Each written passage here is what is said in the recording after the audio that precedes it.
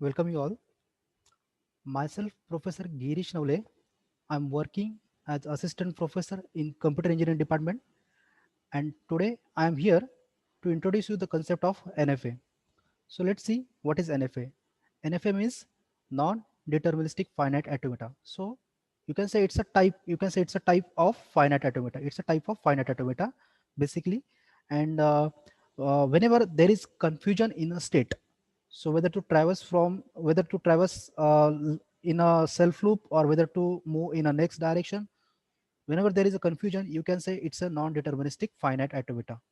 So let's see by taking one example in detail what is NFA. So here you can see the diagram Q0. There are four states Q0, Q1, Q2, Q3. So you can see here there is a start state. There is a start state, and there is again self loop. And there from Q0 it is traversing to Q1, and Q2 it has self loop. Again Q3 it has self loop. Okay. So here you can see Q0 has two inputs. One is 0 and other one is 1. And for Q1 there is one input 0. For Q2 there is one input 1, and for Q3 there is one input from Q2 and Q1 as well. So from Q2 there is 0 or 1 input, and from Q1 there is one more input 0. Okay, and again it has self loop Q3 0 comma 1.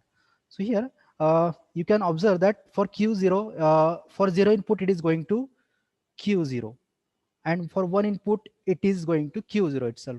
But again you observe here from Q0 to 0 it is going to Q1. So for 0 input I can say it is traversing to two states. One is Q0 and other one is Q1. One is Q0 and other one is Q1.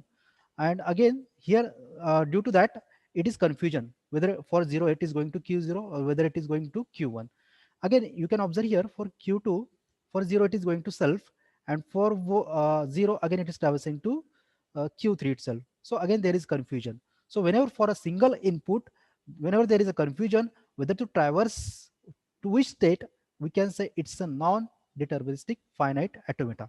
Non-deterministic finite automata. So in non-deterministic finite automata, we have start state as well as we have end state.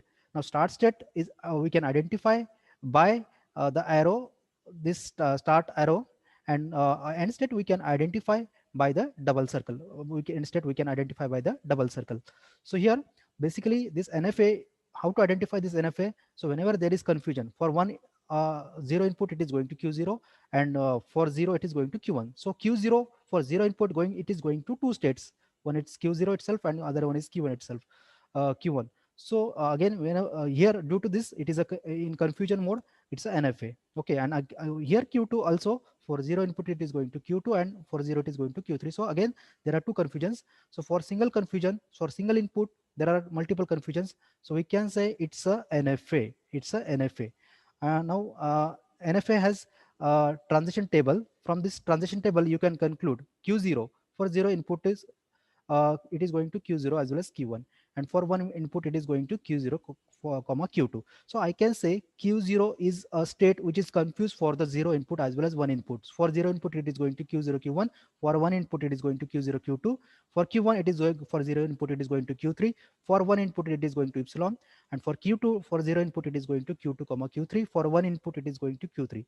So all these are in a DFA mode, but here you can observe from Q0 to 0, Q0 to Q1, 1 to for one input Q0 to Q2, and for Q2 to for 0 input Q2 to Q2 3. For these three set we can conclude that it is a NFA because there is confusion for a single input to traverse where to traverse. So as whenever there is confusion, it we can say it's a NFA. So basically it goes to particular input as per the situation. So you can say that NFA is more powerful as compared to DFA because we have multiple choice to traverse. So NFA is more powerful as compared to DFA.